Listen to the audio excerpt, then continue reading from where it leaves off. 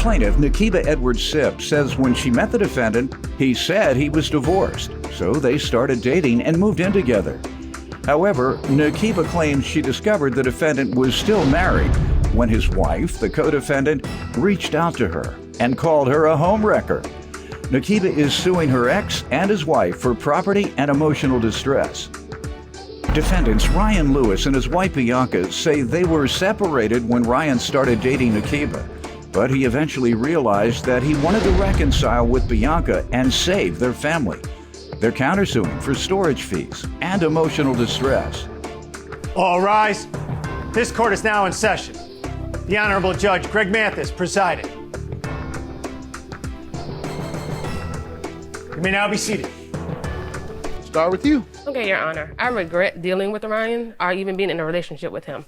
We met in Hawaii because that's where he was stationed. When? In May of 2016. All right.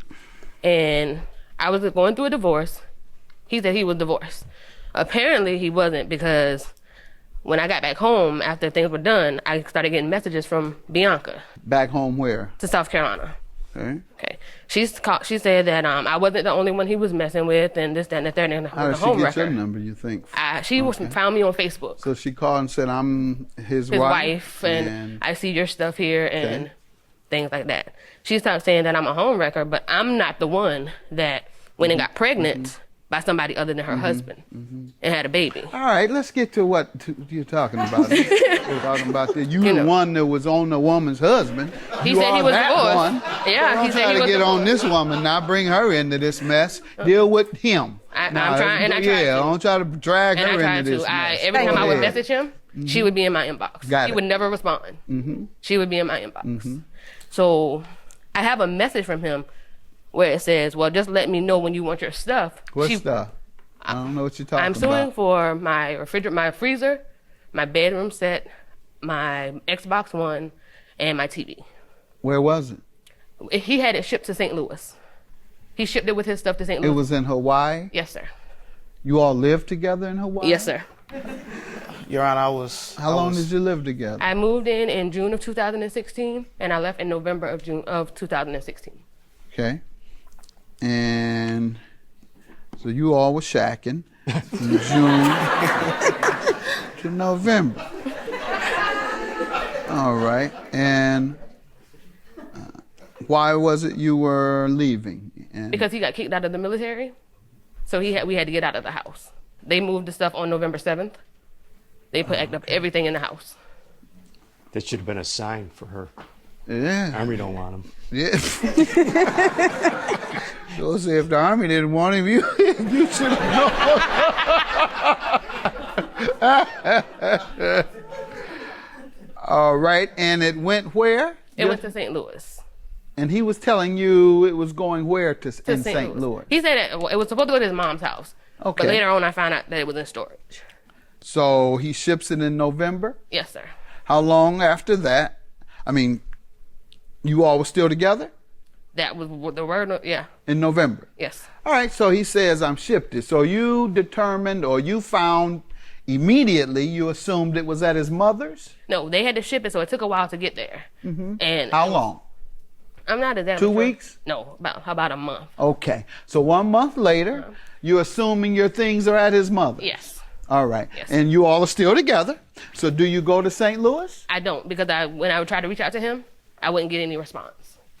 So he abandoned you? Yes. You all didn't have a argument or breakup? No, sir. You just, when you start reaching out to him, how long? How long after? Okay, when I first got home in November, I think December he sent me $20 or some money, because I needed some money. Then after that, I would try to call him, no response. And he has your things at this point? Yes.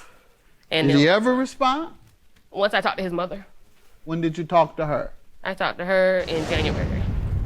And did she have the stuff? She said Stuff was at her house then, yes, sir. She said you can come get it? No. What did she say She when was like, you told her what was happening? Whatever happened, She said they had to deal move with it him. out. She said deal with him. They had to move it out, yes, sir. Oh, she told him to move it out. She said you didn't got me in this mess. Yes, sir. So you better get it out my house. And so let me hear from you, sir. Start out with you.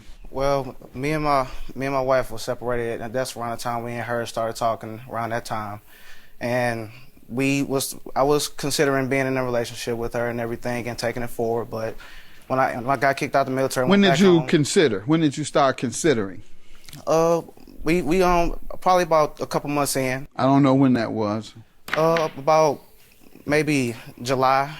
Okay, you decided you thought you would look and see. How long had y'all been living together by then? Yeah, we was living together about that time. That's when You had already determined. You had moved her in. She had, and then after that, I went back home after I got kicked out, and I realized that I wanted my family, and now I regret. Let's realize about her furniture first. Let's start there. What happened? I got your family. That's a beautiful thing. What happened to her stuff? You told her you would ship it back. Let's hear if you have the same story as she has. She says you told her you're going to ship it back to St. Louis and you're going to ship it to your mother's and you all would be there to get it. And she says she never heard from you again. Well, I'm saying that's not all the way. That's true. why I'm letting you tell me. That's not all the way true. Now I did get the stuff shipped back because I thought about maybe just in case it didn't work or something would happen. Then I asked the people what the price would be to get her stuff shipped to her place alone. And it was a ridiculous amount of money because they're shipping it overseas. Mm-hmm. So it was just better for me to ship it all together because they pay for it. Got that part. And now, but her stuff is in storage. So I'm no. I want to know what happened. Oh, okay. We want to know what kind of your character first, so I can understand who to believe. Because I'm gonna get a bunch of contradictory stories, and I already have one so far. So let me get your side of after you shipped it. Did you ship it to your mother's? No, actually, I was supposed to ship it to my grandma because that's who we were staying with at first. And who did you ship it to? It's basically they give you a grace period if you don't have it. Who did you ship it to? I shipped it to my mother. There you go. You said actually my grandmother, so I already got you lying. So did you ever respond to her outreach? She said you didn't. A couple times. When's the last time you did? I haven't talked to her recently. When's the first time you did? Probably late January. Okay, so you shipped her things in November and never spoke to her again until late January. Yes. How did that come about? Did she have to chase you down, or you decided this time to answer the phone? I answered the phone. And then what happened when, what did she say to you in January? Where are my things? Honestly, I don't remember the conversation verbatim, but yeah, she basically told me where her stuff was. It was in Who told you where it was? She was asking me where it was, Your Honor. She asked me where it was, Your Honor. And at that point, it was still en route. They said I had made an appointment to get it shipped to my house on February, early February. No, to your mother's house. Yeah, to my mother's house, yeah. So you told her it was en route? Yes. All right, and when you contacted him again, did he respond? No. Okay, when did you tell her where her things were? When they got there, when they told me, they called me. February? They called me in January. I set up an appointment for it to come. It got there in February? No, it got to my mother's house in February. That's what I'm referring to. Yes. So did you tell her, I have it now? Yes. In February, you said it's at my mother's? Yes, it's at my mother's. Okay, and then what did she say? Did she say, okay, I'm going to come and get it, or I'm going to arrange to get it? What did she say? You can have it? Your mama can have it? What did she say? She didn't say none of that. She said nothing. No. She just said, oh, okay. You tell me what happened. He says that after he notified you, you've been calling. You've been wanting to know where your stuff was. You've been calling repeatedly. Right. And when he finally tells you he has it, you just say, okay. And you say nothing else. So you tell me how it went once you found out it had arrived to his mother's. I didn't find out my stuff was there from him when I called his mom. I was like, well, I She didn't even know told where you. my He stuff wouldn't still. Right. And I have messages where I reached out to him and get nothing. And that's up through February? That's up till... No, I want to know about February. Yes, We're at February yes, now. Sir. Yes, where sir. He didn't even tell me my stuff was there. And so then what happened to her property? Then that's when my wife, we both sorted through her stuff because my mom said she didn't want it downstairs in her basement no more because it was taking up a lot of room. So we got storage, we sorted through her stuff, we separated her stuff from our stuff, and we put it in storage. And then that's when her and my wife started talking. So when did you put her things in storage? We put it in storage in April. Okay. And you still hadn't given her the opportunity to get it? No, we gave her plenty of opportunities to get it. What would she say? That's between her and my wife. That's I ain't no her and your wife. This is you. You didn't drag your wife into this? Oh my goodness. After you then went behind her back and said, that's between her and my wife. No, it's between you and her. Your wife shouldn't even been here. You shouldn't be standing up here, ma'am, putting up with this junk. Leave that between them two. I tell you what, if I ever get into some type of trouble and scandal and got to go before the press or whatever, I'm going to tell my wife, no, don't you come stand with me. This is my nonsense. I don't want none of that. You stay out of this.